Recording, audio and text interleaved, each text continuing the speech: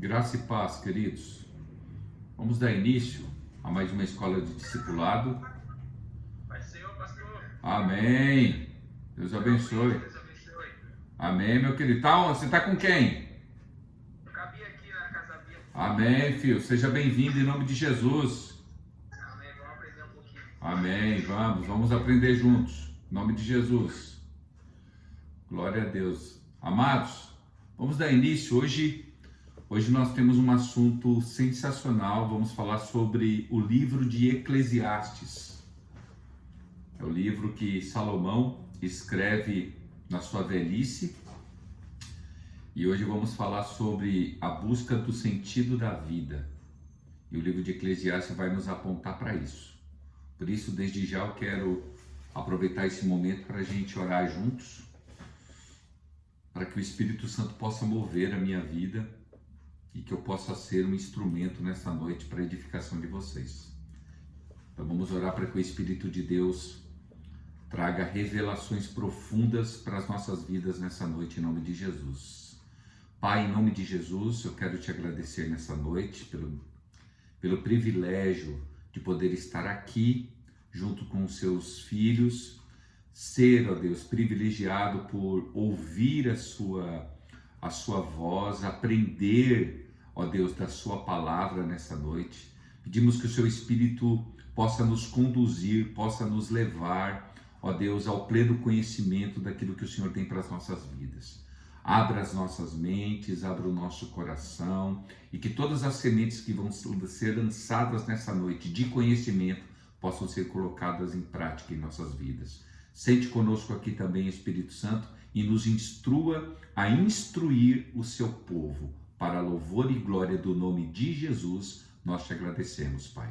Amém e graças a Deus. Vamos lá, quem está aqui para entrar, Paulinha, em nome de Jesus.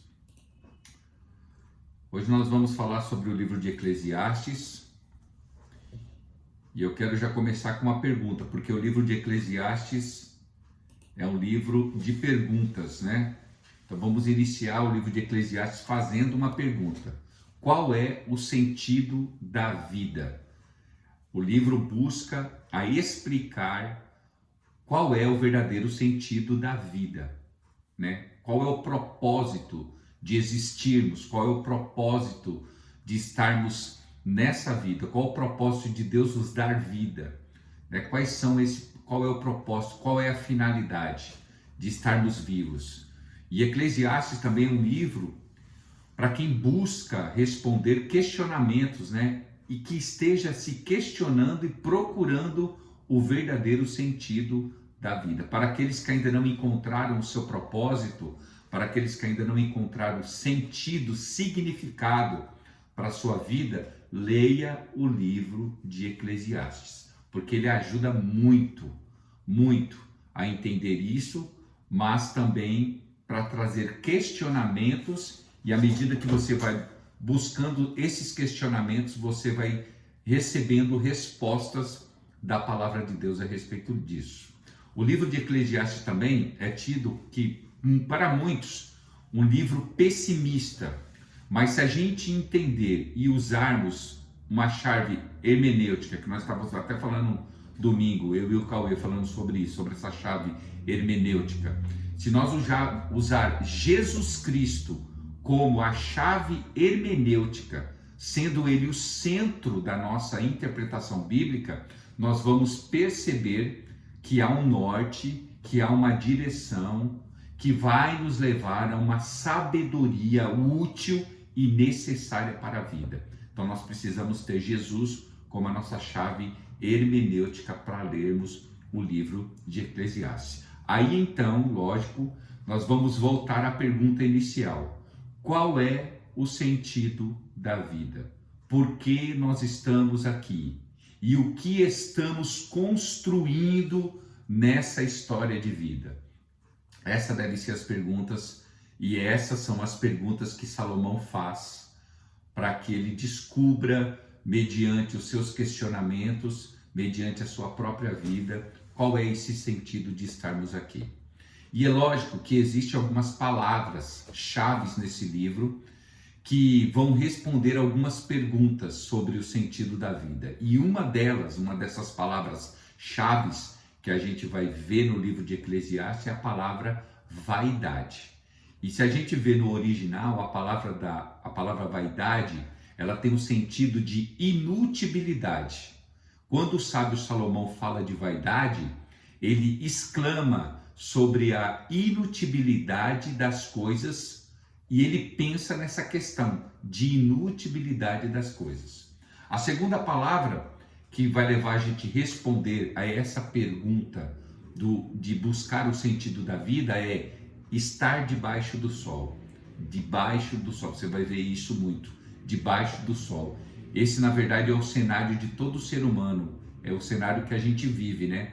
Onde a gente vive? Debaixo desse sol. Então, a inutilidade, os propósitos, os enganos, os erros, os acertos acontecem debaixo desse sol, debaixo dessa estrela, desse sol. Tudo isso, todas as frustrações, todas as conquistas, todas as indagações, todas as respostas, a felicidade, a tristeza, tudo isso acontece debaixo desse sol.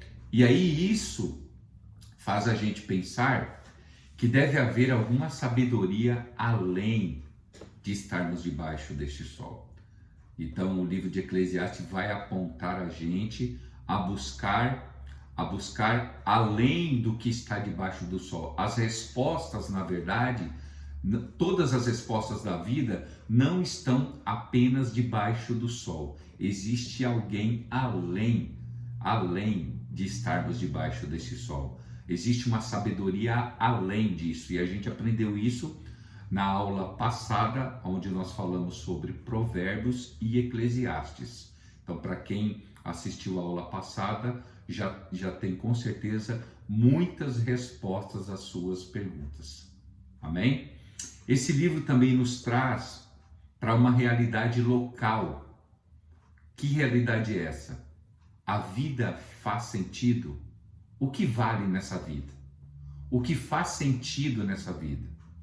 E para a gente responder essas questões de estar debaixo do sol, o sábio Salomão, ele chega constantemente a essas afirmações. E ele vai começar a afirmar as indagações dele, por isso que Deus colocou esse homem e deu a este homem sabedoria para que houvesse luz para os questionamentos humanos. Então, quando você lê o livro de Eclesiastes, apontando como a chave para a interpretação desse livro, não somente pegar o livro de Eclesiastes e tentar encontrar respostas só nesse livro, mas quando você começa a passear pelas páginas das Escrituras, usando com certeza não somente o livro de Eclesiastes, mas toda a palavra de Deus, você vai ver que de fato existe um sentido, e é o que a gente vai aprender hoje. Todas as respostas que Salomão busca, ele não encontra nos seus questionamentos. Então nós temos a oportunidade, nós temos o prazer, nós temos a satisfação de ter a palavra de Deus em nossas mãos, de poder desfrutar não somente de Eclesiastes, de Cântico dos Cânticos, de Provérbios, mas nós temos aí o Novo Testamento, nós temos as cartas paulinas, nós temos as cartas gerais, nós temos tantos outros livros que enriquece e traz para a gente ainda mais conhecimento para a busca do verdadeiro sentido da vida. Agora, se existe alguém, lógico, né? Alguém que pode falar sobre como descobrir sentido para a vida, é esse homem chamado Salomão. Esse, com certeza, podia fazer os seus questionamentos. Salomão, para quem não sabe, era o homem mais rico, o homem mais sábio e o homem mais bonito. Era simplesmente impossível competir com Salomão em qualquer um desses requisitos. Então o camarada era completo. Era sábio, era inteligente, era rico e era bonito. E o camarada não se sentiu ainda feliz. Não encontrou ainda respostas para os seus questionamentos. Olhando para a sociedade de hoje, o camarada tinha tudo para ser feliz. Era rico, era bonito e era sábio. E mesmo assim ele ficou cheio de questionamentos. Cheios de questionamentos, né? De questionamento. E aí não dava para competir. Ele era o mais rico, ele era o mais inteligente. E é esse homem que nós estamos falando de Salomão, que escreve Eclesiastes, quem fala sobre o sentido da vida e se pergunta, ele mesmo se pergunta, mesmo sendo rico, mesmo sendo inteligente, mesmo sendo bonito, ele se pergunta se ainda vale a pena viver. É ele que se pergunta. O livro de Salomão, o livro de Eclesiastes, tá cheio de perguntas assim, vale a pena viver? Porque a vida é muito injusta. Então a gente vai aprender hoje que a vida é muito injusta. A vida é injusta. Quando você lê o livro de Eclesiastes, você percebe Salomão indagando isso. A vida é injusta. Talvez, né, na nossa sociedade de hoje, a beleza, a riqueza ou a inteligência responderia às indagações. As pessoas se sentiriam felizes por isso. Mas nem sempre os que são belos, nem sempre os que são ricos, nem sempre os que são inteligentes estão satisfeitos com a vida. Então nós vamos aprender sobre isso. Como se sentir satisfeito, como encontrar propósito para a sua vida. E é esse homem que se põe a fazer esses questionamentos de uma forma profunda, né, com a sabedoria de Deus. E aí nós vemos que Salomão é aquela pessoa que observa, aquela pessoa que olha a vida em volta e ele descobre coisas que contrariam a sua expectativa. Ele encontra essas coisas que vão contrariar suas expectativas. Quando a gente lê o livro de Provérbios, que estudamos na semana passada, nós aprendemos que aqueles que querem procurar satisfação na vida, procure sabedoria. Não foi isso que a gente aprendeu? Procure a sabedoria. Porque o que essa sabedoria vai promover para a gente? Ela vai promover proteção, conquistas e a bênção de Deus. Esse mesmo homem que escreve Provérbios na sua meia-idade, agora chega no final da sua vida escrevendo Eclesiastes, não encontrando ainda sentido para a sua vida. E lá na mesma semana nós estudamos também no livro dos Cânticos, e o que a gente vê? A gente vê que toda essa expectativa e toda essa normalidade da vida, aquilo que esperamos acontecer, o sábio Salomão está dizendo que não vai funcionar. Porque nem sempre aquilo que a gente espera, a gente vai alcançar. E aí a gente vai entender isso lá na frente, né? Quando Jesus diz, olha, se vocês estiverem comigo e as minhas palavras estiverem com vocês, tudo que vocês pedirem em oração, crendo, vocês vão receber. Só que eu tenho que estar em vocês e vocês têm que estar comigo. Nós temos que estar ligados, nós temos que estar unidos profundamente no mesmo relacionamento, com o mesmo pensamento. E aí, de fato, a nossa vida vai começar a fazer sentido. Mas isso é lá para o final, para a gente aprofundar um pouco nisso. Então, se a gente for ler agora, se você pegar a sua Bíblia aí e ler Eclesiastes capítulo 8, versículo 14, Salomão está escrevendo assim: há mais uma coisa sem sentido na terra, justos que recebem o que os ímpios merecem. Guarde muito bem isso, ele está dizendo assim: justos que recebem os que os ímpios merecem, e ímpios que recebem o que os justos merecem. Isso também, penso eu, não faz sentido. Salomão ele está dizendo algo que sabemos intuitivamente e que muitas vezes em nossa fé nós não queremos admitir. Ele diz que os justos recebem recompensa de ímpios, e o que era para o ímpio receber, um justo recebe em seu lugar. Imaginamos que o justo vai receber sempre bênçãos, não é isso? A gente sempre acha que o justo vai receber sempre bênçãos, mas não esquece, lembra a chave hermenêutica que é Jesus, os ensinamentos de Jesus? Lembra lá a primeira palavra para encontrar sentido na vida, lembra? Primeiro é a vaidade, depois estar debaixo do sol. Então, todo mundo está debaixo da mesma lei, debaixo do sol. Sofremos, assim como Jesus disse, olha, a chuva vem para todo mundo, assim como os ventos vêm para todo mundo. A grande diferença, lembra daquela passagem de Jesus quando ele diz assim, olha, virá ventos, virá chuva, mas aqueles que firmarem a sua casa, como muito bem diz a nossa líder Fabiana no domingo, ela disse muito bem, aqueles que firmarem as suas raízes na rocha, ou seja, virá o sofrimento, virá as decepções para todo mundo que está debaixo do sol, para todo mundo que habita nesse planeta. Virá sofrimento, virá decepções, virá tristeza, virá angústias, virá o vento, as tempestades, mas aqueles que estiverem com as suas raízes fincados na rocha, que é Cristo Jesus, o que vai acontecer? Eles vão ficar de pé. Era isso que Salomão às vezes se questionava, é essa justiça que ele não entendia.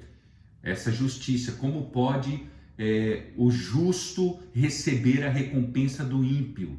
E como pode o ímpio receber a recompensa do justo? Não faz sentido. O justo recebe a bênção, o ímpio recebe a maldição. Não faz sentido. Só que a gente só vai entender isso quando a gente pega a chave da interpretação bíblica, quando a gente olha para toda a Bíblia, para todo o contexto e ainda mais as experiências que a gente tem com Deus, porque a Bíblia continua sendo escrita. Vocês concordam comigo? A Bíblia continua sendo escrita. Como, pastor? Pelo meu testemunho, pela minha vida. Pela minha vida. Eu sou uma extensão da palavra de Deus. Então, o meu testemunho, com certeza, também é inspiração para a salvação de pessoas. Então, eu preciso entender isso. Então, a gente precisa colocar isso em mente, ter isso na nossa mente, ter isso bem claro. Nós precisamos imaginar que o justo, é lógico que ele vai receber as bênçãos, uma vida calma, uma vida próspera, uma vida bem ajustada. Mas Salomão diz que ele viu que o justo recebe só as coisas de ímpio. Ele viu em outra perspectiva, né? Que a vida do justo estava sendo desregrada, desregulada, que não estava dentro do eixo. Ele viu o contrário, ele viu que os ímpios estavam recebendo o salário de justos, e ele estava considerando isso e pensando que era a vida que não era previsível. A gente precisa entender que a nossa vida não precisa ser previsível. Nem sempre tudo aquilo que a gente vai programar para fazer vai dar certo. Nem sempre aquilo que a gente programa. Não estou dizendo que você não deve programar a sua vida, é lógico, mas lembra que Jesus, por isso que eu falei, qual é a chave hermenêutica para encontrar o sentido na vida? Olhe para os ensinamentos de Jesus. Ele diz assim, por que vocês estão acumulando tanto tesouro aqui na terra? Acumulem o quê? Tesouros aonde? Aonde eu e você deveríamos acumular tesouros? Ele diz assim, deve-se acumular tesouros nos céus. Por quê? Porque lá no céu, ladrão, que é Satanás, ele não tem poder de entrar. Ou seja, o seu melhor depósito é acumular algo eterno. E o que é eterno? Eterno é tudo aquilo que ninguém consegue ver. A nossa eternidade ela é medida no invisível. Tudo que eu não vejo é eterno. Ou seja, o amor eu não consigo ver, a minha adoração a Deus, os meus sentimentos diante de Deus, tudo que é eterno, tudo que é invisível eu não vejo, mas eu devo acumular isso diante do Senhor. E isso vai trazer o quê? Benefícios. E é isso que Salomão, ele não entendia. E ele se questionava. Ele dizia, eu tenho certeza que durante os seus anos de existência, todos nós, a gente já se questionou, por que eu estou sofrendo? Porque há sofrimento, porque às vezes eu faço tudo certo e dá errado. Eu estou andando no caminho certo, eu estou fazendo a coisa certa, mas parece que não está andando as coisas. Né? A gente está debaixo de qual lei? Hoje a gente precisa entender que existe hoje a gente entende que existe um plano de Deus. Deus está moldando o nosso caráter. Lembra do livro de Jó? A primeira aula, lembra do livro de Jó? Deus moldando o caráter de Jó. Jó não entendia, mas era Deus moldando o caráter. Na perspectiva de que os amigos de Jó estavam dizendo, olha, tem alguma coisa errada, Deus sabia o que estava para ser moldado no coração dele. Os homens têm os seus padrões do que é correto e do que é errado, do que é certo e do que é errado. Deus tem o seu próprio padrão no padrão de Deus a gente não consegue medir a sua sabedoria. Então é isso que Salomão ele tinha em sua mente. A observação dele serve também para os nossos dias. Tudo que ele percebe faz com que a gente reflita sobre esses mesmos questionamentos. Não tem nenhum problema a gente se questionar. Não tem nenhum problema. A gente vai aprender isso na semana que vem no livro de Salmos. A aula é sensacional. Não perca a semana que vem, livro de Salmos. Não tem nenhum problema a gente se questionar. Não tem nenhum problema a gente colocar para fora a nossa raiva diante do Senhor, aquilo que a gente está passando. Isso faz bem. Isso faz bem, porque é se questionando, é colocando para fora que o Senhor vai revelar o sentido para a nossa vida. Esse é o interessante. E é isso que Salomão está tentando descobrir. Olha o que ele diz em Eclesiastes. Acompanha comigo aí.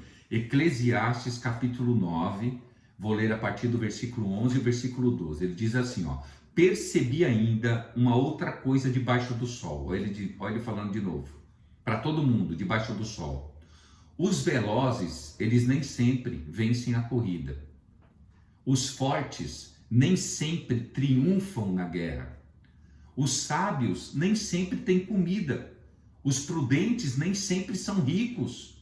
Os instruídos nem sempre têm prestígios. Pois o tempo e o acaso afetam a todos. Olha que interessante. Ele diz que você pode ser tudo isso. Muita gente foge do livro de Eclesiastes por causa dessas questões que elas são tão complexas. Não há como tratar essas questões superficialmente. Nós temos que ter muito mais embasamento bíblico, muito mais experiências com Deus. O que diz no capítulo 9 é o que muitas pessoas vê e o que talvez você já viu. Ele está dizendo assim que muitas pessoas, as mais rápidas, nem sempre vão chegar no primeiro lugar. Ele vê pessoas fortes que perdem batalhas. Ele vê que muitas vezes a sabedoria não resultou em comida. Ele vê que os prudentes nem sempre são ricos e que as pessoas instruídas sem prestígio. Então ele começa a dizer que o tempo ou o acaso vão afetar todo mundo. O que Jesus disse? Lembra que eu falei para vocês? Qual é o tempo e o acaso? O tempo e o acaso são as facetas da vida. São os problemas que todo mundo enfrenta. Isso são o tempo e o acaso vai afetar todo mundo. E ninguém sabe a hora da sua morte. Por isso que ficamos aí à mercê de diversos fatores. Então a gente precisa ter essa percepção. Muitas vezes a gente quer blindar a nossa vida e queremos blindar o dia de amanhã. Mas o próprio Jesus disse o quê? O dia de amanhã não pertence a vocês. Assim como vocês não sabem se vocês vão perder um fio de cabelo amanhã. Vocês não sabem de nada. Lembra daquele homem que era rico, era poderoso e não sabia onde guardar mais dinheiro? Ele falou, vou ter que fazer um outro celeiro, porque eu tenho tanto dinheiro, eu tenho tanta comida que eu vou ter que fazer um outro celeiro. E ele faz um outro celeiro para colocar mais comida, acumulando coisas aqui. E aí quando chega na madrugada, Deus fala assim com ele: ô louco, ô tolo, você não sabe que amanhã você vai morrer. Eu vou pegar novamente a sua alma. Eu vou trazer de novo o seu espírito para mim. Amanhã você morre. Então, nem sempre a gente sabe o futuro. Nem sempre a gente tem solução para a nossa vida. Nem sempre aquilo que você quer para o seu futuro vai se concretizar. Quando você, ó a chave hermenêutica de novo, quando você tem o seu coração voltado a Deus, quando você tem a sua vida centralizada na vontade de Cristo, quando Cristo começa a fazer sentido para a sua vida, você vai ver que a sua chave para a interpretação da sua vida é o Senhor Jesus. E assim como Provérbios, existem inúmeras figuras que se opõem a isso. O tolo, o primeiro é o tolo. O tolo é aquele que não tem inteligência. É aquele que tem um grande problema em permitir que a sua vontade esteja sempre em evidência. Ser uma pessoa tola é ser alguém que está sendo sempre afetado pela sua vontade e impedido de quê? De tomar suas decisões. O tolo, ele sempre acumula más decisões. Ele está sempre preso à sua vontade. Ele tem dificuldades de mudar rotas. É alguém que tenta sempre controlar sua vida dentro daquilo que é previsto por ele. Ele não tem o plano B. Na verdade, nós deveríamos sempre ter planos A, B, C, D. Ele sempre tem o plano dele. Ele esquece que Deus tem o seu plano. E nós temos um Deus, um Criador. E o judeu, como Salomão, ele tinha essa visão. Todo judeu sabia que existia um Deus. Muita gente acha que... muitas religiões acham que o Deus dessas pessoas ou pode ser eles mesmos ou a natureza. Mas o livro de Salomão, que é o livro de Eclesiastes, ele lembra que o governo de todas as coisas, inclusive da nossa vida, está em Deus. Principalmente a gente que está aqui, ouvindo esse estudo e já entregamos a nossa vida para Jesus. Muito mais a gente que já entregou a nossa vida a Cristo. Então nós precisamos ter essa sabedoria. Nós sabemos o que de fato é sabedoria, né? Sabedoria, como a gente já sabe, é a característica do quê? De alguém que consegue ver além das coisas e colocar isso em prática. Sabedoria é colocar em prática aquilo que você já sabe. E a gente aprendeu semana passada que aquele que não tem sabedoria faz o quê? Busca em Deus. Sabedoria não é igual à inteligência. Quando você vê alguém inteligente, você pensa que essa pessoa ela é capaz. Inteligência é a capacidade de ajuntar fatos e organizá-los. Sabedoria não. Sabedoria não tem nada a ver com isso. Sabedoria não tem nada a ver com cultura, não tem nada a ver com algo geral, não tem nada a ver com conhecer países, conhecer museu, conhecer as sociedades, conhecer a história. Isso não tem nada a ver, isso é inteligência. Ser sábio é algo que se adquire, algo que se constrói ao longo do tempo. E a sabedoria de Salomão começava com oração pedindo a Deus. Lembra no capítulo 1 de Provérbios? Busque a sabedoria. A sabedoria está gritando para aqueles que a querem, para aqueles que a querem adquirir. Então, quando a gente lê o livro de Eclesiastes, a maior parte dele tem a ver com o que ele já escreveu lá em Provérbios. Aí nós começamos a ver as contradições. Quando a gente não entende Provérbios, quando a gente não olha para Eclesiastes numa perspectiva de questionamento, quando a gente não tem um embasamento bíblico no que Jesus está dizendo, quando a gente não encontra resposta, então aí a gente vê contradições. Assim como Salomão escreve dizendo isso, trazendo respostas para o sentido da vida. E aí, o que Salomão tenta fazer? Salomão então tenta encontrar algum sentido, porque ele não tem a revelação ainda completa da vontade de Deus como nós temos hoje. Salomão não tem. Então ele tenta encontrar qual é de fato o sentido da vida. E ele fala assim, talvez algumas pessoas vão encontrar o sentido na vida em dois lugares, que muita gente hoje se perde por causa disso. Tem gente querendo encontrar Escute bem, talvez eu estou falando com você. Tem gente que quer encontrar sentido na sua vida no trabalho ou no prazer. E é isso que ele coloca em xeque agora. Bom, se ele começa a fazer questionamentos, vários questionamentos, então ele fala assim, talvez o sentido da vida está no trabalho, em quem busca trabalhar. Então a busca de Salomão por sabedoria faz ele procurar ingredientes para fazer a sua vida começar a andar, ele ser uma pessoa mais feliz e encontrar sentido para a sua vida. Então o que ele faz? Ele busca uma âncora para a vida dele, lembrando que isso é falado debaixo do sol, e às vezes ele até parece contraditório, né? E ele usa até aquela expressão assim, tem uma expressão em Eclesiastes, depois eu vou mandar esse material para você, Eclesiastes capítulo 9, versículo 4, ele diz assim, ó, é melhor um cachorro vivo do que um leão morto. Qual é a ideia? A ideia é melhor uma vida simples do que ser incrivelmente importante e estar morto. Salomão, ele fala que a gente deve buscar sabedoria com o vento.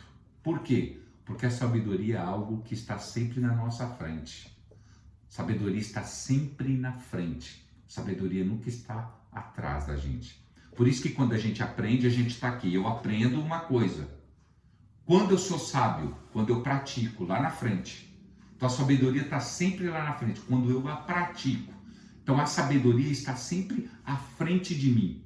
Eu posso ser uma pessoa inteligente aqui, mas eu só vou ser uma pessoa inteligente. Eu só sei. Eu passo a ser sábio quando eu pratico. Então tem muita gente que é muito inteligente, sabe muito, mas é tolo, porque não pratica aquilo que sabe.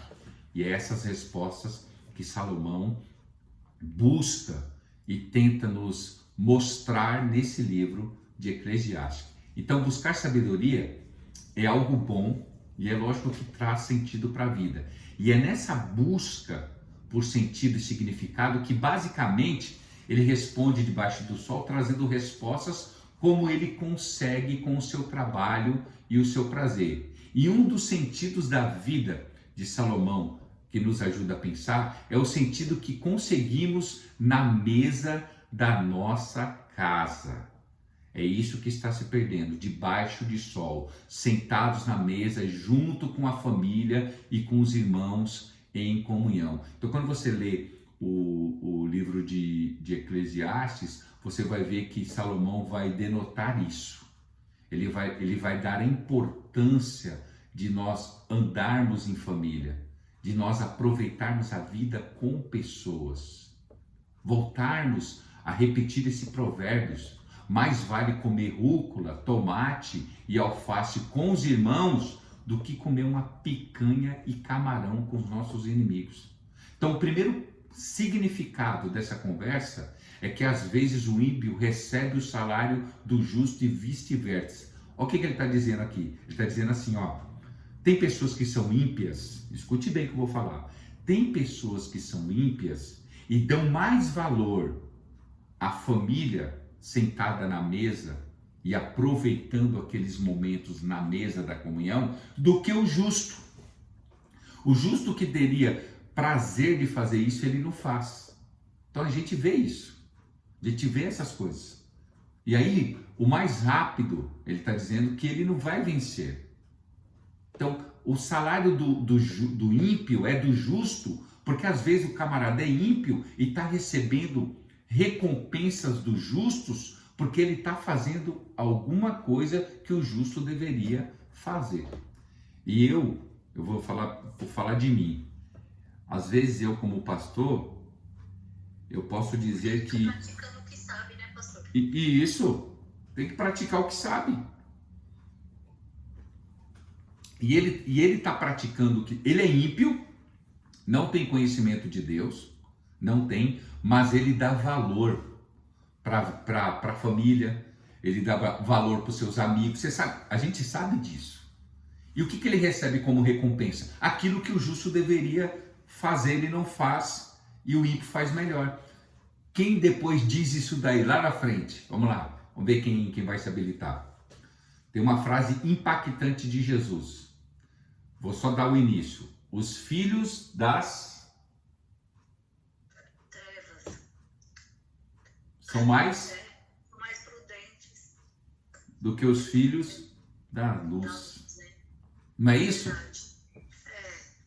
É o que acontece. Porque a gente, eu vou dar um exemplo aqui. Pensa bem aí. Eu não vou generalizar. Mas será que todo cristão, toda aquela pessoa grata por ter uma família, toda pessoa grata por ter um bem na sua casa, por ter, vamos lá, uma casa, olha que frio que a gente está enfrentando. Você é grato pela casa que você tem, você é grato pelos benefícios que o Senhor está te dando, você é grato pela mesa que o Senhor te deu, você é grato pela comida que você tem na sua mesa, você é grato pelos filhos que você tem, você é grato e você agradece isso na mesa da comunhão, você senta com a sua família e faz isso? Você senta com a sua família e faz isso? A gente faz isso? A gente tem esses momentos de comunhão? Hoje, quando a gente vai comer, hoje ninguém senta na mesa. Ninguém senta. Hoje cada um senta no sofá ou senta na sua mesa, no seu quarto ou em qualquer outro lugar, pega o seu celular e come com o seu celular respondendo mensagens, mas não aproveita o momento do convívio. Essa é a preocupação que a gente tem. E tem muito ímpio que aproveita esse momento com a sua família. Então, a nossa preocupação, ela deve estar o quanto a gente tem diminuído o sentido da mesa. E a gente corre o risco de se perder também no sentido da vida. A mesa da nossa casa, a mesa dos nossos amigos, ela deve ter mais valor para a gente. A gente deve valorizar esses momentos. A gente precisa valorizar o momento da mesa. E Salomão está falando sobre isso. Nós precisamos valorizar, nós precisamos honrar, nós precisamos entender que essa mesa que o Senhor nos dá, essa mesa da comunhão, esse momento com famílias, esse momento com irmãos, esse momento com os filhos, com o cônjuge, é um presente de Deus. Então, para você entender um pouco mais sobre isso, a líder Fabiana, ela leu um livro e ela me deu um espólio desse livro chamado A Experiência da Mesa. É o livro de Dave Titus. Eu vou mandar isso para vocês em PDF. Você lê e depois compra o livro, tá bom? Senão é pirataria. Leia e compra o livro depois. Vai falar sobre o significado da mesa. Tá ouvindo aí, Bia?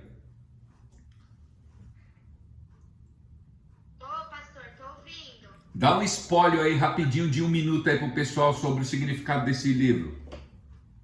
O livro ele fala muito sobre o princípio da mesa que Deus fala isso em Êxodo, né?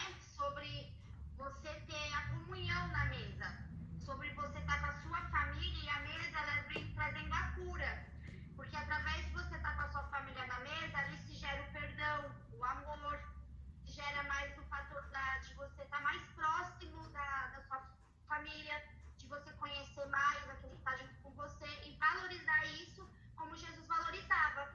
Então, assim, hoje a gente, no século que a gente vive hoje, a família é aquilo que o Senhor já disse. Um senta no sofá, ou um vai para o seu quarto na frente de um computador e está perdendo essa essência da família, que é isso que traz. E Jesus, ele está na mesa com a gente, ele está sempre perto da gente. Então, o livro fala muito disso. É um livro que traz muita edificação para a família. Para nós, mulheres, também colocar em prática, né? Esse fator. Porque ele fala muito da correria do dia a dia. Hoje é muito mais fácil você comprar uma comida pronta do que você fazer a comida, do que você estar com a sua família. Aproveitar esses momentos que você tem com a sua família. Ah, mas o meu filho trabalha, chega tarde, mas tem o seu esposo. Nada se é desperdiçado. Você tem que aproveitar os minutos que você tem com a sua família. Se seu filho chega tarde, faça um prato na mesa, mas esteja com ele, mesmo que você já comeu. Fala muito da essência da família. Ótimo. E se você não tem uma mesa na sua casa, isso não quer dizer que você não pode... Oi? Coloque um cavalete, uma tábua e faça uma mesa. No livro fala isso. Ou melhor, né, Bia? Talvez a pessoa não tem, faz um piquenique na sala, faz um piquenique no espaço que tenha, né? Ou desliga, o importante é desligar a TV e estar em família comendo, não é isso? Isso. Você está com a sua família, o fator da comunhão é esse o fator. E Isso. aí é o que gera os sentidos, né? O sentido do amor, da comunhão, de você estar mais próximo e saber o dia a dia. Porque você começa a falar, é quando a gente se reúne com amigos, a gente começa a falar várias coisas, fala de vários planos, e isso você tem aquela união familiar, né? Verdade. Ó, é só pegar o que a Fabiana está falando e a gente pegar o que Jesus fez. Quando Jesus multiplica os pães, tinha mesa lá? Não tinha. Mas ele disse o quê? Sentam todo mundo, um monte de 50 e de 100 pessoas. O que Jesus queria? Criar vínculos. Então essa é a ideia. E Salomão está dizendo isso. Nós não estamos valorizando o que deve ser valorizado. E nós estamos valorizando coisas e não pessoas. Então a gente precisa fazer essa pergunta que a gente tem que fazer. Tudo que a gente aprende, a gente deve se perguntar. A gente deve... o que a gente está gastando energia? No que a gente está gastando tanta energia? A gente está gastando energia naquilo que realmente importa? Porque se é tão importante a gente estar em comunhão, você pega a igreja primitiva, por isso que eu estou falando para vocês, leia o livro de Eclesiastes e use a interpretação em outros textos, em outros livros. Pega o livro de Eclesiastes e olha lá para o livro dos apóstolos. Como que a igreja crescia? A igreja não crescia porque eles vinham no culto. Porque primeiro que nem tinha igreja naquela época. Todo mundo se reunia em casas. Agora, quando eles se reuniam em casa, eles se reuniam só para orar? Só para realizar jejum? Não, lê lá o livro de Eclesiastes, você vai ver que eles, no partir do pão e nas orações, era nas alimentações. Oi?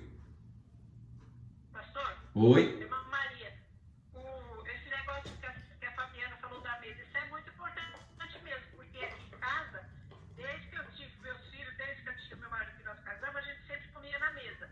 Quando tinha os filhos também, todo mundo ficava em volta da mesa.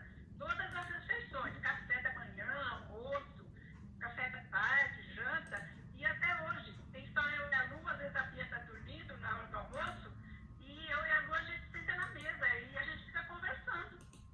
Então, muita coisa a gente fala na mesa. Isso é importante, né, minha Maria? Então, eu acho que ela já até falou com o senhor disso, né? Quando eu e a minha mãe, a gente sempre toma junto aqui, almoça junto, né? Sim, Você lembra que claro. ela falou?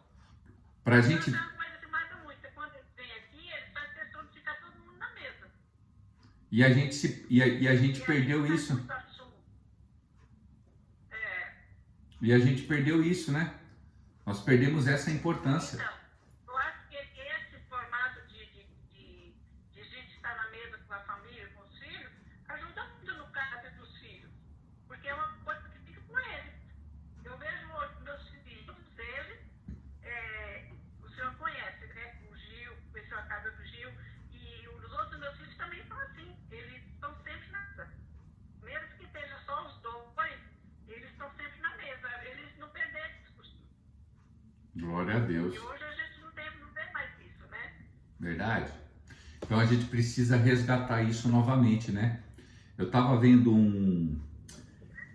uma palestra do Cortella, Mário Sérgio Cortella. Estava vendo uma palestra dele e ele falou que se perdeu de fato esse prazer de estar na mesa quando a televisão chegou. Quando a TV chegou, mudou. Porque o que acontece? Quando as pessoas chegavam... Oi? Eu também vi. Já viu, né? A direção do sofá, né? Isso. Ô, Soraya, você lembra o nome dessa palestra? Eu não lembro, mas eu acho que eu tinha um print Pronto. Manda no grupo. Depois eu vou procurar, ou a Soraya procura e a gente manda no grupo. Essa palestra é sensacional. Das que eu vejo. Aí eu mando lá. Pronto. Muito boa. Ele fala isso daí mesmo que a Soraya falou. O que que acontece? Quando a pessoa, antigamente todo mundo se centralizava, quando chegavam do serviço, todo mundo ficava na mesa e conversavam ali.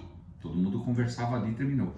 Quando a televisão veio, é como a Soraya mesmo falou, antigamente era todo mundo sentado, terminava de comer na mesa, todo mundo ia para a sala, os sofás eram virados um para os outros. Quando a TV chegou, já era. A TV vai para um canto e os sofás que eram virados um quadrado, um círculo, passam a virar para frente da TV. E aí ninguém mais se conversa. Todo mundo agora está olhando para a TV. Então a gente precisa resgatar isso, né? É difícil? Lógico que é. Mas eu vou falar por mim, eu da geração, eu sou de 1975, tenho 45 anos.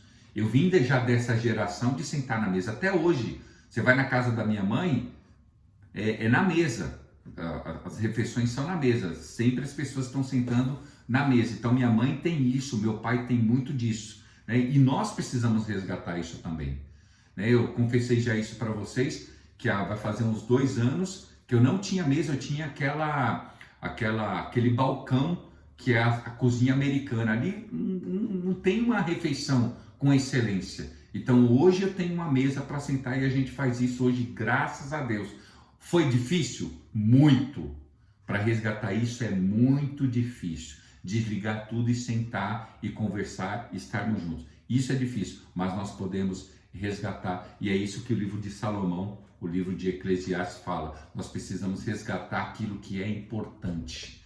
Então, resgate aquilo que é importante. Vamos impactar, né? Vamos impactar, vamos trazer à tona, deixa que esse conhecimento te traga impacto, né? Para que você possa, lógico, ter os questionamentos do sentido da sua vida, mas que você não precise parar nisso. Vamos deixar, né, que a voz do Espírito Santo de Deus, vamos deixar que essa voz encontre lugar no nosso coração, para que a gente não venha cair nesse pessimismo vazio e nem nesse otimismo vazio, mas que a gente possa crer mais no que Deus está falando com a gente. Amém, amados?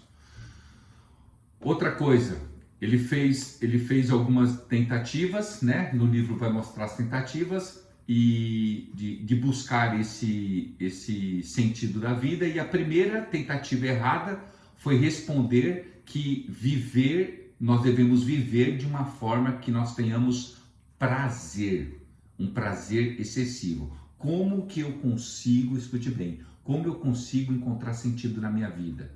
Então, algumas pessoas tentam encontrar nos seus prazeres, achando que encontrar sentido na vida é entregar para os seus prazeres. E aí a gente olha para a vida de Salomão, é um camarada que, é lógico que hoje não se pode fazer isso.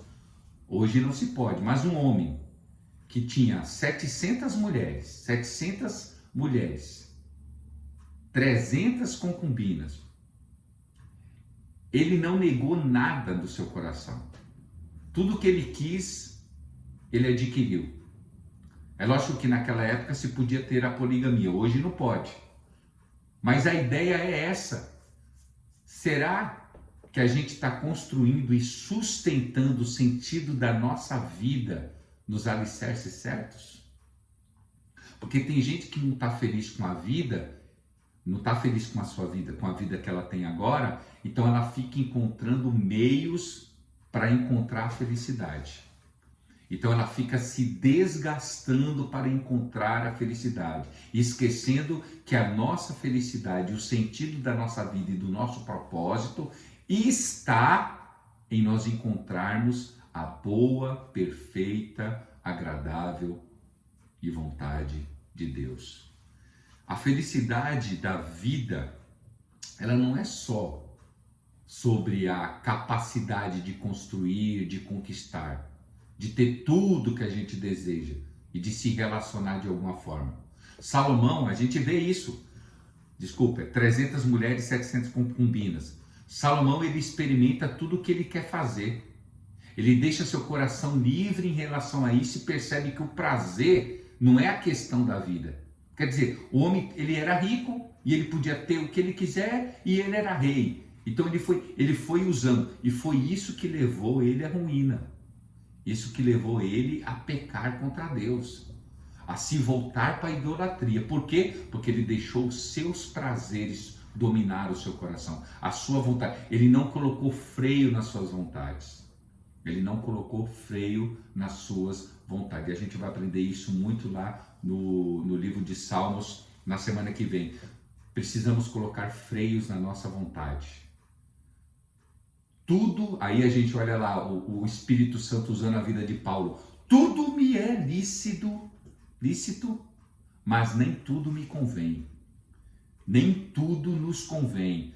Para aqueles que são discípulos, pode ser alguma coisa lícita para você, que o outro não vai achar, que vai achar normal, beleza. Mas é a vontade de Deus de você usar? É a vontade de Deus de você comer, de você beber isso, de você comer aquilo, de você ir para aquele lugar? É a vontade de Deus?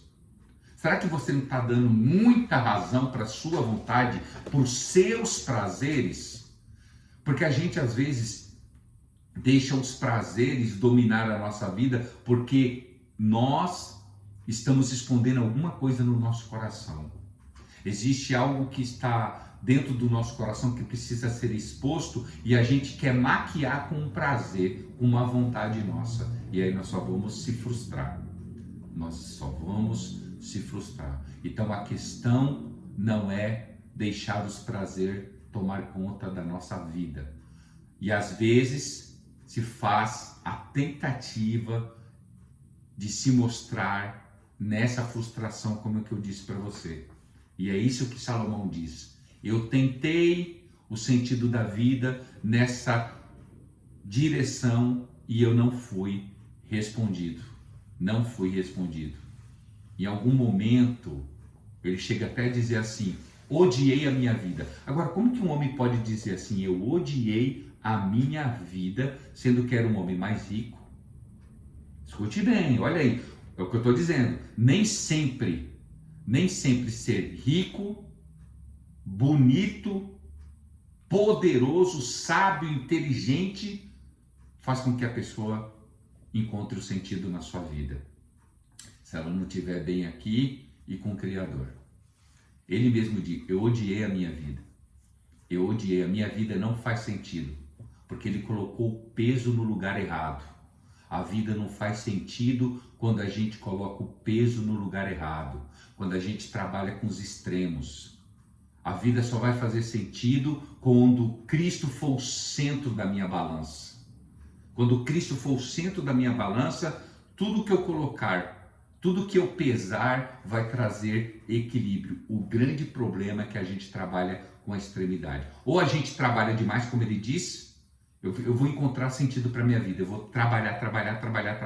Eu vou trabalhar para trabalhar. Não deu certo, ele viu que não deu certo. Eu vou permitir que eu experimente tudo que desejar o meu coração, eu vou fazer. E aí o que ele faz? Ele casa com 300 mulheres, ele tem 700 concubinas, ele tem um monte de escravos. A gente vê isso em Eclesiastes capítulo 2, versículo 10. Ele diz assim, tudo quanto desejou os meus olhos eu não neguei. Eclesiastes 2:10. Nem privei o meu coração de alegria alguma, mas o meu coração se alegrou por tudo o meu trabalho. E essa foi a minha porção de todo o meu trabalho. Isso ele está falando. Vai terminar o livro ainda, né? Então a gente percebe que o prazer não é uma questão central. O prazer deve ser equilibrado na vida de quem é discípulo de Jesus. Prazer faz parte de quem é discípulo de Jesus. Quando você olha lá para trás, eu gosto de pensar assim. O jardim do Éden, a palavra Éden em hebraico significa prazer. Prazer, ou seja, o jardim do prazer. Bom, se Deus Todo-Poderoso colocou o homem e a mulher num jardim do prazer, é porque ele tem um plano e propósito de que o prazer de fato tenha um espaço na vida das pessoas. Eu não estou dizendo que a gente não tenha prazer em nada, pelo contrário. A gente tem que sentir prazer de comprar uma roupa, né? Sentir prazer de comer onde quer. Isso faz parte puxa, eu vou naquele restaurante, né? Eu vou naquele lugar comprar aquela roupa, eu vou ter prazer de comprar aquele carro. Não tem nenhum problema sobre isso. Só que esse prazer ele tem que ser dosado. Esse prazer ele tem que ser equilibrado. É isso que Salomão está dizendo. Ele buscou, você viu o capítulo 2? Tudo que o meu coração desejou fazer, ele podia. Ele era rico. Ele era rico, ele era rei, ele podia fazer o que ele quisesse. Então a gente precisa entender sobre isso. Sobre isso. Lembre-se de quem é tolo. Olha Provérbios de novo. Tolo é aquele que coloca a sua vontade acima de tudo. E aí, com a sua vontade, o que acontece? Transforma o prazer, ao invés de uma bênção, transforma em maldição. E existe muitos cristãos, muitos discípulos de Jesus que tentam fazer o quê? Relativar o prazer. E outros que tentam destruir o prazer. As pessoas elas trabalham assim, ó, ou de um lado ou do outro. Elas nunca trabalham assim. Ou elas relativizam uma coisa, ou elas punem de um outro lado. Ou elas destroem, ou elas relativizam. Então o que a gente precisa trabalhar? Como a gente aprendeu lá atrás, a santidade. A questão é que santidade deve ser o que agrada a Deus. Isso que eu estou desejando no meu coração, agrada a Deus? É da vontade de Deus? Tem uma frase que eu tenho certeza que a pastora Josi, os mais antigos, pastora Josi que está me assistindo aí, pastora Josi, a Sheila que também está me assistindo, Flávio que também é antigão, Soraya que está aí me vendo, eu acho que essas pessoas aí, os mais antigos, os crentes mais antigos, vai lembrar de que quando uma pessoa ia para o culto, a irmã Beth também que está aqui, eu estou vendo, a irmã Beth, era assim, alguém vai para o culto, as mulheres antigamente era assim, elas olhavam para o espelho, quem lembra dessa frase aí que as irmãs falavam isso daí? Olhava para o espelho e falava assim, Senhor, será que essa roupa está própria para ir para o culto? Alguém lembra sobre isso? Alguém já ouviu falar sobre isso ou não? Eu tô louco e nunca ouvi falar? Eu já ouvi, pastor, falar. Já ouviu, né? Você lembra que as pessoas se preocupavam até com a roupa que ia pro culto. Pro culto. Estava agradando a Deus, né? Isso. Será que essa roupa está agradando a Deus? Será que isso daqui não traz sensualidade? Não vai trazer pecado? Não vai chamar a atenção dos outros, tal? Olha a preocupação. Hoje ninguém está preocupado com nada. A vida é minha. Deus conhece o meu coração. Como se Deus fosse açougueiro. Deus só quer o coração da pessoa. A Bíblia diz que nós somos um sacrifício vivo. O povo não sacrificava o coração do animal, como a gente aprendeu no domingo. O povo sacrificava todo o animal. Jesus não deu só o coração dele. Jesus deu todo o seu corpo, todo o seu sangue. Então a gente precisa perceber. Hoje se perdeu essa reverência do que era. Aí você vai falar assim, pastor, mas era muito religiosidade. Algumas coisas talvez sejam. Extrapolava demais. Extrapolava. Concordo que às vezes era muita religiosidade. Mas eu tenho certeza que essa religiosidade tinha também um pouco de preocupação. Um pouco de preocupação em agradar a Deus. Eu acho que a gente só precisa ter isso. Religiosidade e a vontade de Deus. Eu acho que a gente precisa só balancear na nossa vida. Nós precisamos balancear isso. Eu acho que está faltando isso, essa percepção, essa sensibilidade da gente balancear essas coisas. Então a gente precisa entender isso. O prazer, ele não pode ofender a santidade. Ele não pode ofender a santidade. Prazer, ele deve ser um presente que Deus nos deu.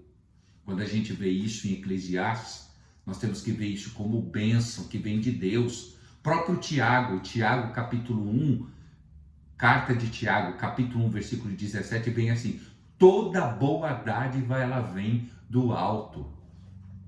Então Salomão entende que essa primeira tentativa de colocar a busca no prazer fracassou. Então ele descobre que o prazer tem um lugar importante, mas não no sentido em si. Ter prazer é importante, mas a gente não pode colocar tudo em cima do nosso prazer. Tudo que eu quero fazer, eu vou fazer. Tudo que eu quero, que eu desejo, eu vou fazer. Deus está na minha vida. Tudo vai dar certo. Então, quer dizer, você coloca a sua vontade. Não, Deus vai me abençoar. Você não deveria falar assim, Deus já me abençoou, e em cima daquilo que Deus te abençoou, você posicionar a sua vida? Não, a gente faz uma coisa e fala assim, Deus vai me abençoar. Vai. Porque eu já estou lá na frente. Deus vai me abençoar. Porque você já decidiu, você já tomou conta, você já foi governado pelo seu prazer. Deus vai abençoar. Eu vou fazer isso e Deus vai. Não, você tem que mudar a rota. Deus me abençoou para fazer tal coisa. Deus vai não, Deus já me abençoou. Deus já me abençoou. Por isso que eu estou fazendo, porque Deus me abençoou. Não Deus vai, Deus me abençoou. Quando você é governado pelo prazer, você diz Deus vai. Quando você não é governado pelo prazer e você se preocupa com a santidade, você diz Deus me abençoou. Então você precisa entender muito isso. Aí ele faz a segunda tentativa de buscar o sentido da vida, e aí ele tenta buscar o sentido da vida na moralidade. Preste atenção, isso é importante, moralidade. Fazer o que é certo para a pessoa. Escute bem, ser uma pessoa moral. E aí ele diz assim, preste atenção, capítulo 1, versículo 13. Olha o que ele diz. E apliquei o meu coração a esquadrinhar e a informar-me com sabedoria de tudo que sucede debaixo do céu. Esta enfadonha ocupação deu a Deus aos filhos dos homens para nela o exercitar. Ou seja, a moralidade é uma questão muito importante que a gente deve ter na nossa vida. No entanto, não é a moralidade que vai construir um significado para a nossa vida. Não são regras estabelecidas que traz significado para a nossa vida, mas regras que são regidas por aquilo que o meu coração está voltado, para aquilo que eu estou voltado, movido para aquilo que é certo. Da mesma forma que quando alguém tenta colocar como um sentido único para responder à sua vida, a moralidade, com certeza vai fracassar, como também fracassou. A terceira tentativa de Salomão, como eu já disse para você, foi o trabalho. Eclesiastes 2, capítulo 2, do versículo 7 ao versículo 11. Aí que surge a ideia, o que Salomão fez? Assim, precisa fazer sentido alguma coisa na minha vida. O que ele vai? Ele compra escravo, ele tem a ideia de casar com muitas mulheres para negociar acordos políticos. Ele tem 300 mulheres para ter paz ao redor dele. Então, tipo assim, eu vou casar, vou imaginar que eu sou Salomão. Deus guarda a minha vida, pastora Josi só é a minha única sulamita. Vai imaginar assim, para eu ter paz com a Argentina, para eu ter paz com o Paraguai, para eu ter paz com a Bolívia, com o Mercosul, então eu caso com a princesa a princesa da Venezuela, a princesa da Argentina, eu vou casando com todos os países, todas as princesas em volta do meu reino, para que não haja guerra comigo. Você pode perceber que Salomão, o reino de Salomão, nunca houve guerra. Por quê? Porque ele fez acordos políticos. Então, tipo assim, eu quero paz para minha vida, eu vou começar a casar com todo mundo. Por isso que ele casa com 300 mulheres. 300 mulheres, para ter o que? Acordos políticos. Ele não queria ter guerra com ninguém. E aí o que ele faz? Ele casa com quem ele quer, ele conquista escravos, ele compra escravos, ele faz grandes obras, ele constrói inúmeras cidades, né? Ele coloca muita gente para trabalhar, para realizar seus projetos. Ele descobriu que o sentido da vida vai estar no trabalho. Puxa, se eu não encontrei no prazer, eu vou ter que encontrar no trabalho. E aí, escute bem, olha o capítulo 2 e o versículo 11. Ô pastor, eu vou mandar todo esse material para você. Olha o que ele diz no capítulo 2, do versículo 11 de Eclesiastes. Ele diz assim, e olhei eu para todas as obras que fizeram as minhas mãos, como também para o trabalho que eu fiz. Trabalhando, eu fiz. E eis que tudo era o quê? Vaidade e aflição de espírito, e que proveito nenhum havia debaixo do sol. Ele falou, caramba, eu trabalhei tanto, eu fiz tanta coisa e ainda não encontrei sentido para a minha vida. Tem gente que é... Oi? Aqui na linguagem do Eugênio Peterson, ele fala assim: quando caí na real, vi que tudo era um vazio só. Era nadar contra a maré. Nada vale a pena nessa vida. Olha, quer dizer, o cara nada fez isso e falou assim, eu só perdi tempo, né? Eu caí... Viu que não adiantou nada, né? Ele continuou vazio. Não fazia sentido a vida pra ele. Isso, não fazia sentido. Ele trabalhou, ele fez tantas coisas, ele comprou pessoas, a organização que Salomão tinha no palácio era algo assim, a sabedoria que Deus deu para ele usou para fazer tudo isso, mas ainda estava vazio. Então o que a gente precisa entender? Que no trabalho, lógico que o trabalho é importante. Salomão está falando isso, que diversas vezes o trabalho é muito, mas é muito importante. Tudo que a gente faz é importante, todo o trabalho. É lógico que alegra o nosso coração essa satisfação. Que prazer você levantar, ter um serviço, que nem hoje nessa crise que a gente está tendo, gente tem condições de ter um trabalho, né? De estar trabalhando, de ter o seu dinheiro. O trabalho é importante, mas nós não devemos colocar a nossa expectativa de sentido de vida só no trabalho. Esse é o problema. O trabalho é importante, mas a sabedoria é mais, né? Porque no 12 ele fala assim: depois tentei descobrir a diferença entre a sabedoria e a insensatez. É o que está faltando. Sem sabedoria nada vale a pena. Nem o trabalho que você tem, que é uma bênção. Então, o trabalho ele tem que ter esse significado. Tem que ser bênção para você quando você não coloca só ele como significado da sua vida, né? Porém, ninguém pode encontrar o sentido da vida só no trabalho. O trabalho tem que ser importante para você, uma parte da sua vida. Uma parte, não um todo. Não é um todo. Tem gente que se afunda no trabalho e dá toda a sua vida pro trabalho, mas só pro trabalho. Ele não consegue fragmentar a sua vida para as outras partes da vida. Trabalho, família, esposa, amigos, irmãos de igreja, ministério, tantas outras coisas, lazer. Você tem que fragmentar todas essas coisas. Você tem que pegar a sua vida e você só vai encontrar sentido para a vida. E aí a gente vai ver, já estamos chegando aí já no final. Se eu passar um pouquinho, vocês me perdoam. A gente já está chegando aí no final. Quando a gente fragmenta tudo isso daí, quando a gente fragmenta tudo isso e coloca, vai se tornar sentido para a nossa vida quando tudo está totalmente ajustado na boa, perfeita e agradável vontade de Deus. Então, ele vai para a quarta tentativa. Olha qual é a quarta tentativa. Ele vai achar que o sentido da vida está na riqueza. E aí ele fracassa de novo. Ele fracassa. Olha o que ele diz no capítulo 5. Capítulo 5, do versículo 18 ao versículo 20. Olha o que ele diz. E eis que o que eu vi, uma boa e bela coisa, comer e beber, gozar cada um de todo o trabalho em que trabalhou debaixo do sol, todos os dias da vida que Deus lhe deu, pois essa é a sua porção. E todo homem a quem Deus deu riqueza e bens, e lhe deu poder para delas comer e tomar a sua porção e gozar do seu trabalho, isso é dom de Deus, porque não se lembrará muito dos dias da sua vida, enquanto Deus lhe enche de alegria o seu coração. O que a gente está vendo aí? Dualidade. De estar cheio, aproveitando a vida de um lado do outro, mas mesmo assim se sentir vazio lá no final.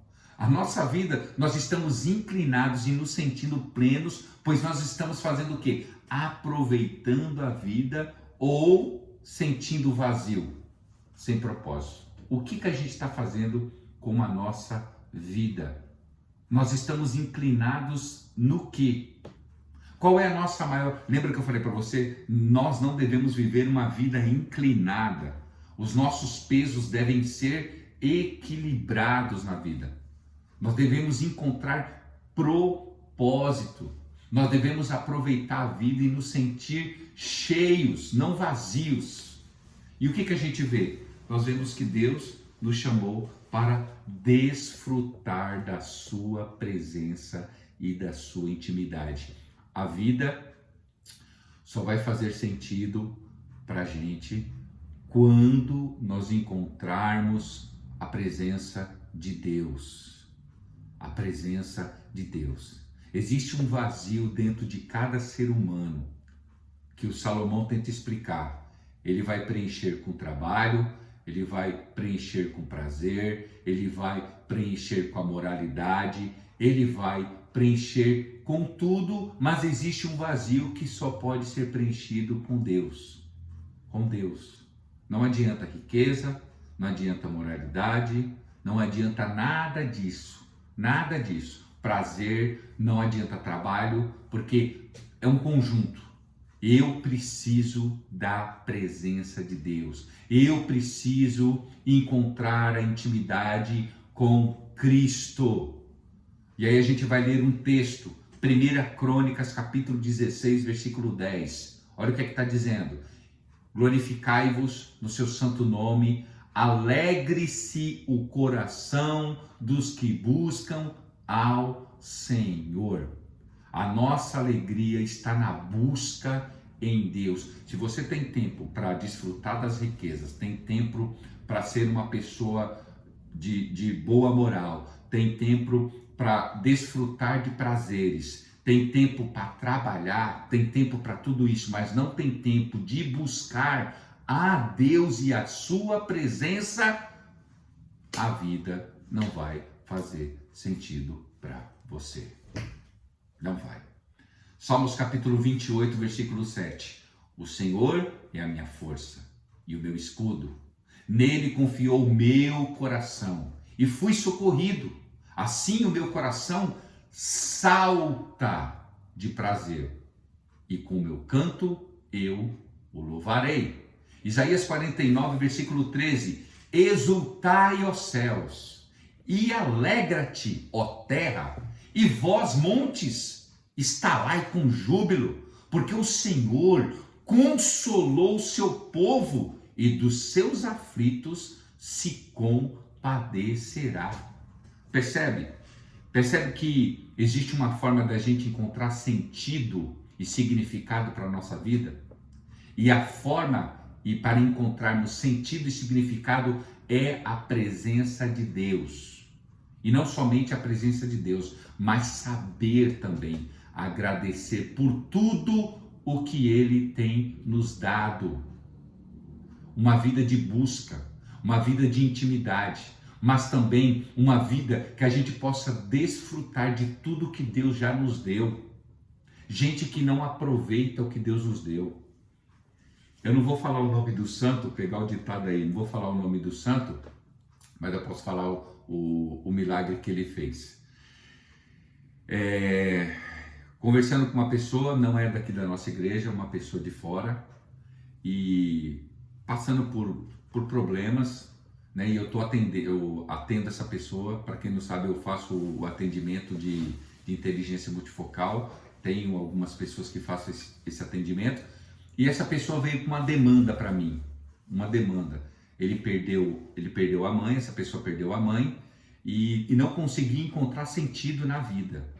Ele não conseguia enxergar que ele poderia constituir uma família, de ter filhos, que ele poderia trabalhar naquilo que ele é bom, daquilo que ele sabe fazer. Ele perdeu o sentido de andar com amigos, de aproveitar lugares, de aproveitar a ter lazer na vida. Ele perdeu o sentido porque a mãe foi embora.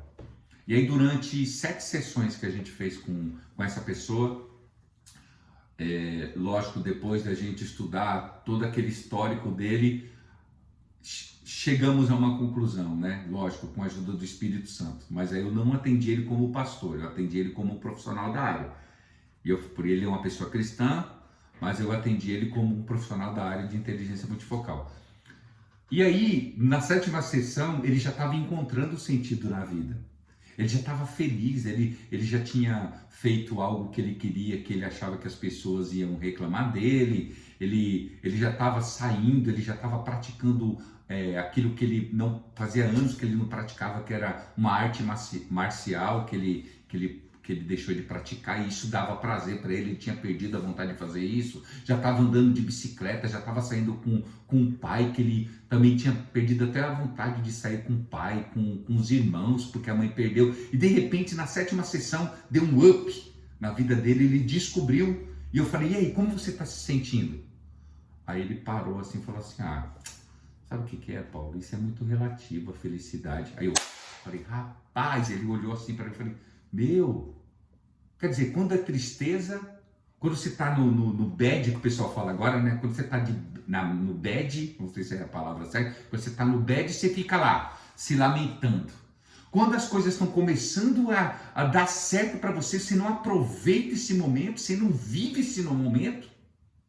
Aí ele estatalou os olhos assim, falou, é verdade, cara, eu nunca percebi, eu nunca vivi esse momento de felicidade. Olha, e aí ele não percebeu que ele tinha dado um up na vida dele, que as coisas tinham começado a acontecer, e ele não estava percebendo, porque ele estava ainda aqui embaixo.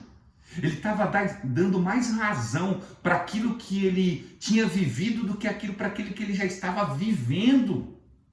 E aí ele despertou nele aquela alegria. E aí, queridos, é uma coisa tão... Eu acredito que é um milagre.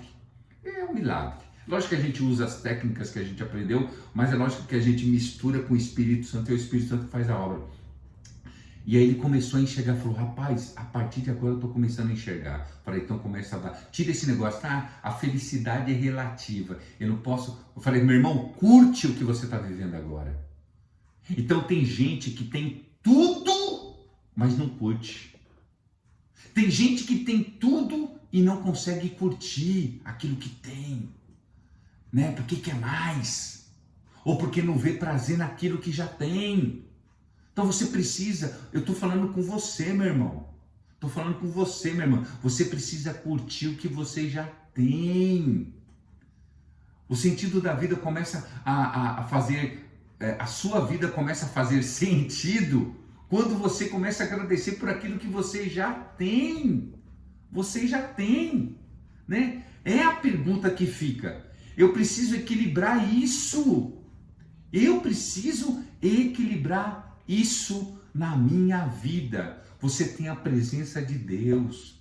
Você é salvo.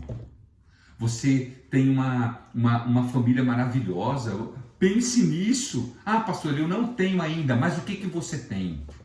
Que é maravilhoso. Não tenho nada. Mentira, você tem. Você tem. Porque o livro está dizendo aqui que quem está debaixo do sol sofre todas as consequências. Não é só as más, as boas também. As boas também, nós sofremos as consequências das coisas boas. Então aproveite, se aproprie dessas coisas boas. Viva intensamente nisso.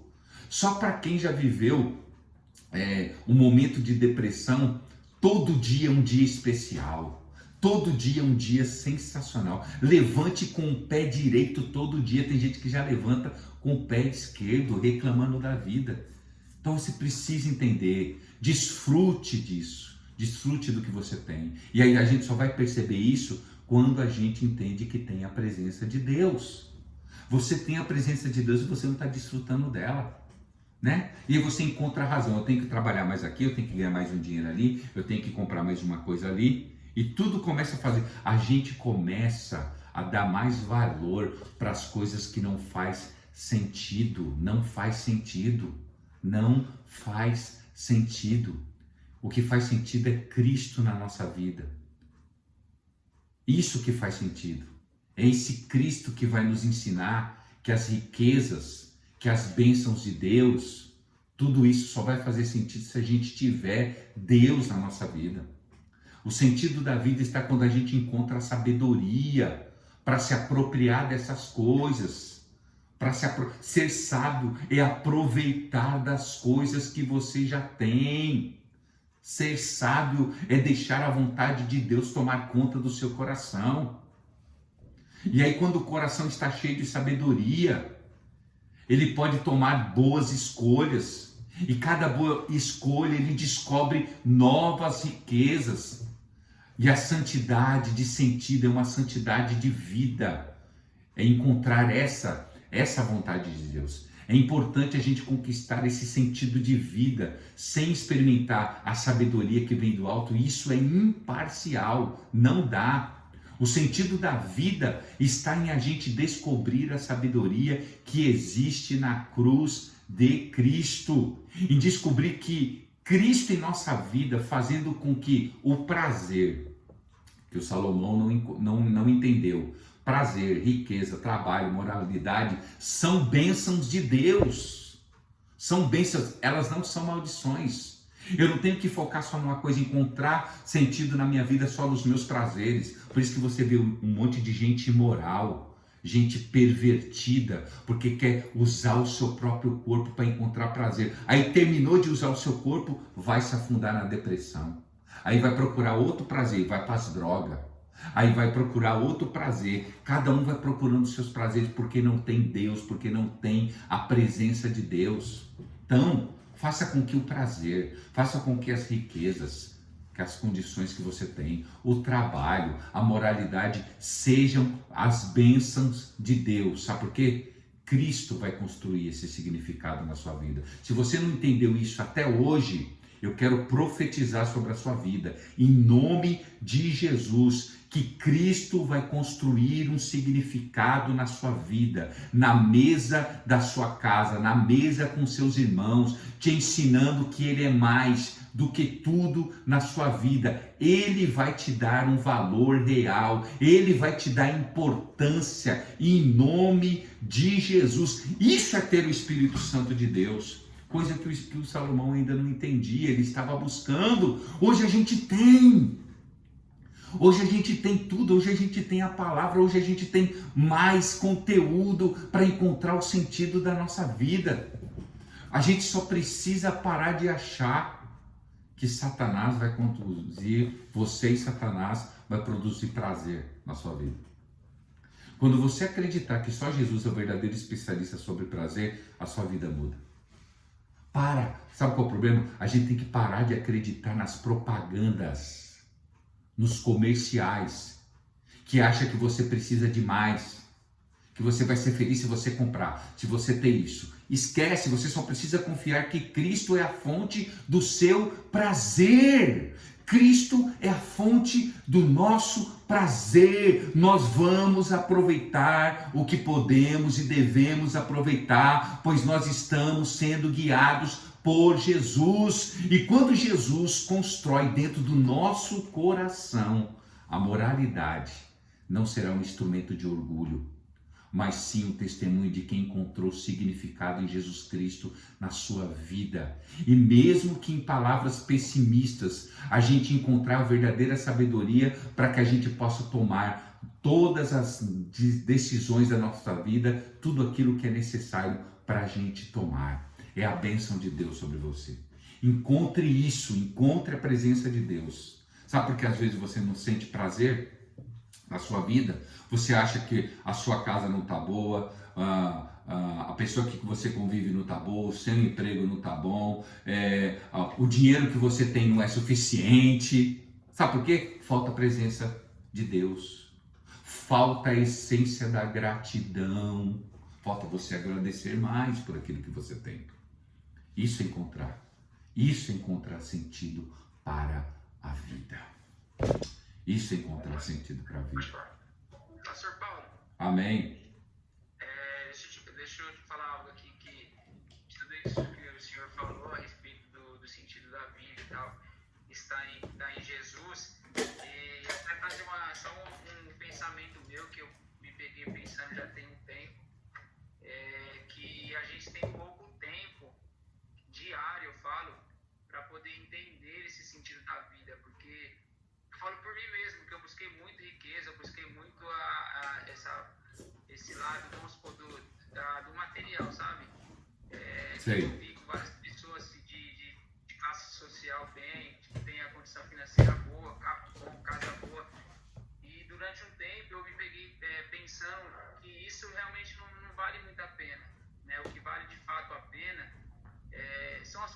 celestiais, né? E eu me peguei pensando no tempo que Deus nos dá, as 24 horas, você vai entender o que eu estou querendo dizer. Deus nos dá 24 horas todos os dias.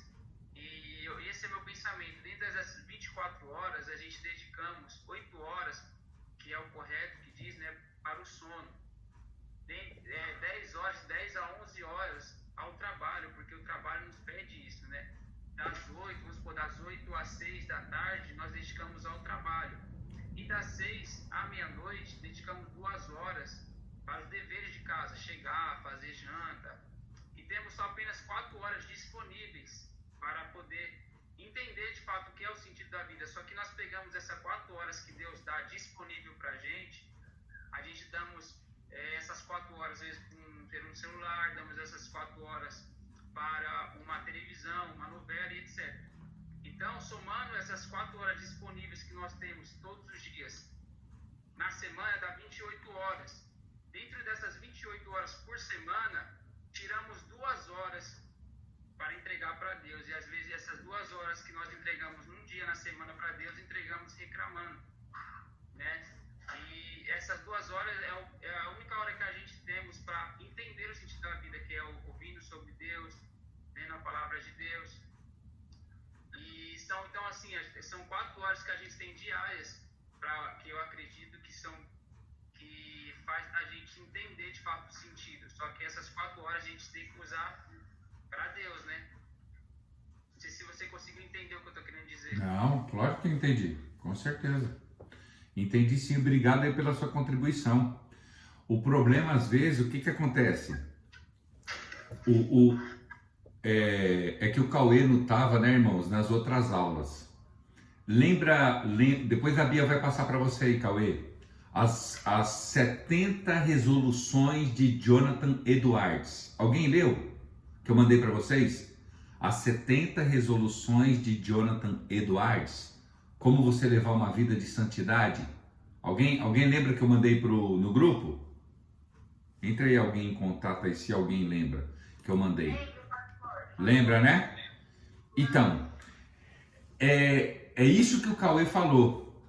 Nós precisamos separar os tempos adequados e tempo de qualidade. Lembra que eu falei para vocês que ele levantava 5 horas da manhã e até às 7 horas da manhã ele tirava o período de oração, né?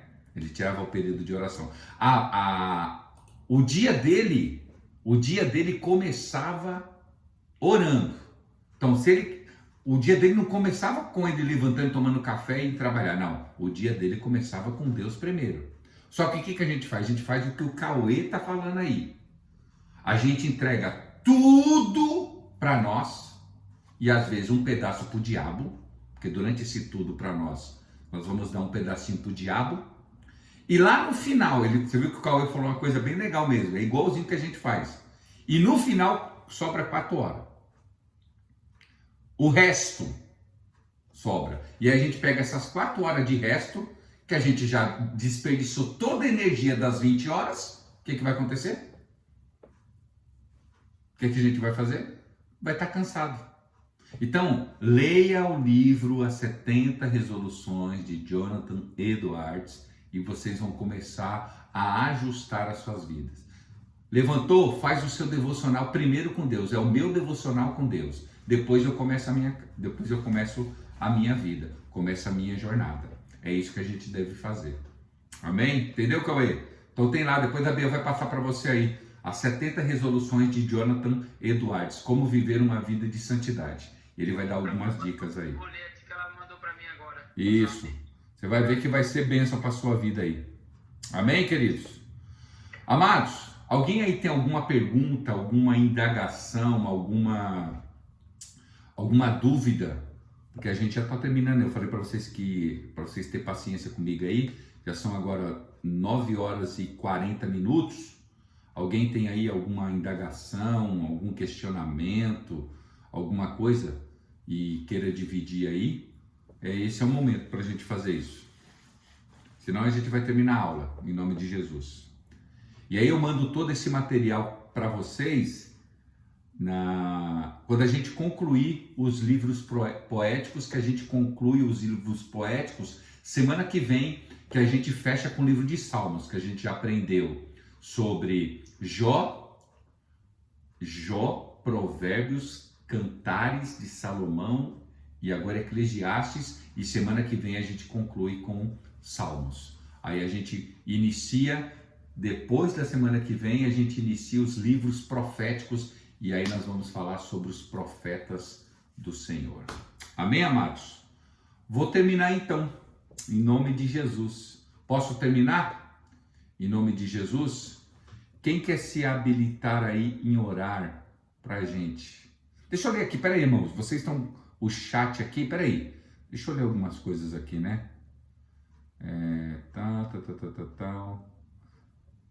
Pastora Josi aqui colocou. Nesse período de pandemia, pastor, muita gente colocou o trabalho e continua colocando o trabalho em primeiro lugar. É verdade. Muita gente esqueceu de colocar a presença de Deus na vida, né? Busca a Deus para muita gente fica em último lugar, verdade. Soraya, que aula, pastor Paulo, tremendo, maravilhosa, muito forte. Tudo que ouvimos essa noite, que Deus continue usando poderosamente de sua vida para que possamos crescer em Cristo. Vou compartilhar só um pouquinho do tremendo dia de hoje. A Bíblia continua sendo escrita pelo seu testemunho. Sua vida é uma expressão. Amém. Glória a Deus. A vida não faz sentido quando colocamos peso no sentido errado. Trabalhamos com o extremo, causando desequilíbrio. É verdade. Só Cristo é a fonte do nosso prazer. Glória a Deus, Soraya. Deus te abençoe. Amém, irmã Vilma, Sheila também, Sheilinha, pastora Josi, bênção de Deus o Cauê, e a irmã Eliane Souza, pastor, posso contar uma experiência bem rápida? Lógico, minha irmã. Claro, conta aí a experiência, abre o microfone e manda ver. Não sei se estão me escutando, porque eu sou meia leiga nessa situação. Não, estamos escutando, irmã. Estamos escutando. Então, é assim. Antes da pandemia, eu entrava no meu trabalho às 6 horas da manhã. Eu acordava às 3 horas da manhã, tomava meu banho bem rápido, assim, me arrumava e tal, bem rápido, e ficava. Aí eu saía 4h30. Eu ficava das 3h30 até as 4h30 nas minhas orações. Veio a pandemia toda, eu fiquei em casa um período, depois voltei a trabalhar e agora eu entro 10 horas da manhã, ou seja, eu teria mais tempo em casa para fazer minhas orações, né? E agora eu faço assim, uma coisa bem rápida, não é mais 1 hora igual eu tinha antes. Então, ou seja, eu ficava das 3h30 às 4h30 orando, que é de madrugada, né? É 1 hora que você quer estar dormindo. Verdade. E eu fazia isso. E agora que eu entro mais tarde, eu não consigo mais fazer isso. Então, assim, é ouvindo isso que a gente vê que a gente precisa mudar os valores das nossas vidas, né? Amém. E é isso, pastor. Amém, minha irmã. Mas resgata isso, né? Glória a Deus, resgata isso. Há tempo ainda de você resgatar, minha irmã. Em nome de Jesus. Obrigado por você compartilhar. Em nome de Jesus. Amém? Irmã Eliane aí, gente, é uma pessoa que está chegando aí em nome de Jesus na nossa comunidade e tem sido bênção aí para a vida do seu Gilson. É a futura esposa do seu Gilson. Em nome de Jesus. Amém? Queridos, vamos orar então? Em nome de Jesus, vamos orar, vamos abençoar esse dia. Louvo a Deus por tudo que o Senhor tem feito nas nossas vidas, por tudo que Ele tem compartilhado, pelo seu Espírito derramar sobre as nossas vidas e nos trazer esse conhecimento do Senhor. Amém, Vi. Deus abençoe sua vida, Viviane. Deus abençoe a irmã Maria Lopes, a Príncia. Deus abençoe vocês aí, em nome de Jesus. Amém.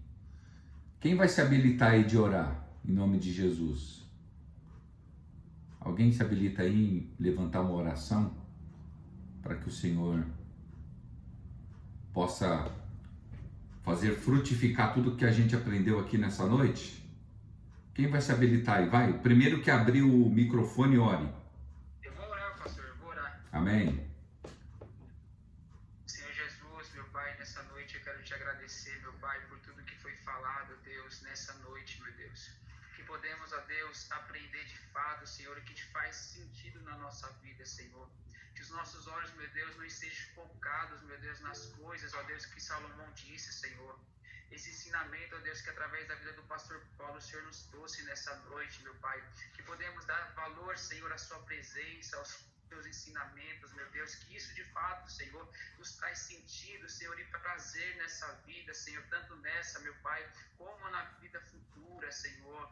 Meu Pai, eu peço que o Senhor continue, Deus, usando, Deus, a vida do pastor Paulo, Senhor. Ó Deus, dando, Senhor, sabedoria a ele, Senhor, assim como o Senhor deu sabedoria a Salomão, Senhor. Derrama sobre ele, meu Deus, a inteligência, sim, meu Pai. Ó Deus, para poder nos ensinar, Senhor, para nos trazer, Senhor, conhecimento da sua parte. Meu Pai, continue usando, meu Deus, continue, Deus, dando energia a ele, meu Deus, continue dando prazer a ele, meu Deus. Nessa noite eu te peço, Senhor, muito obrigado, Deus, pela vida do pastor Paulo. Eu também te agradeço, Deus, pela vida dos irmãos que estão aqui, meu Deus, tirando esse período, meu Deus, para aprender, Senhor, conhecimento da sua parte, meu Pai.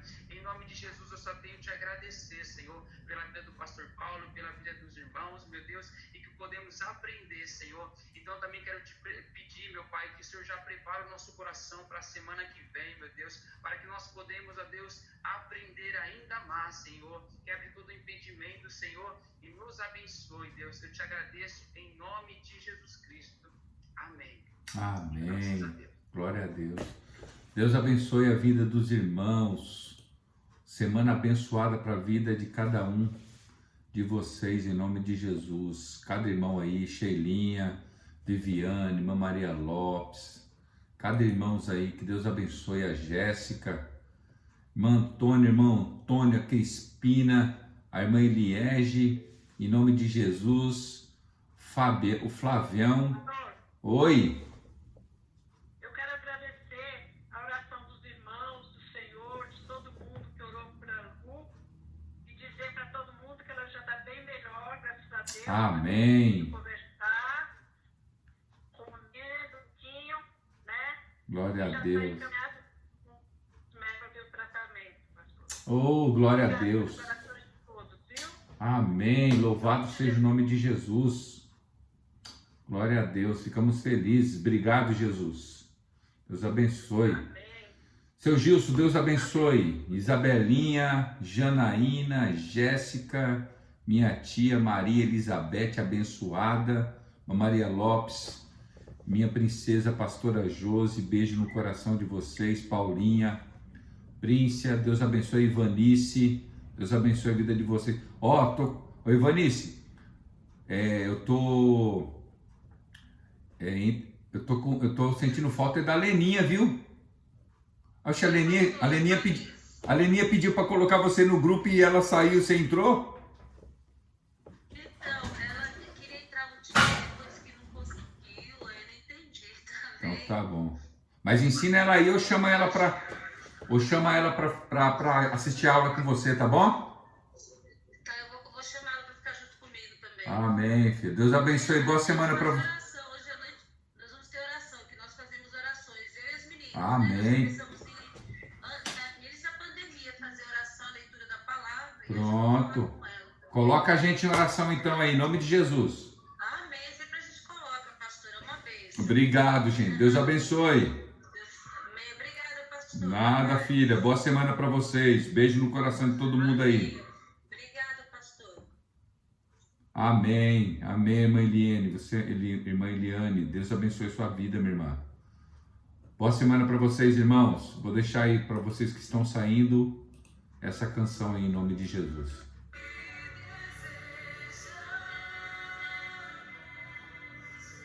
Say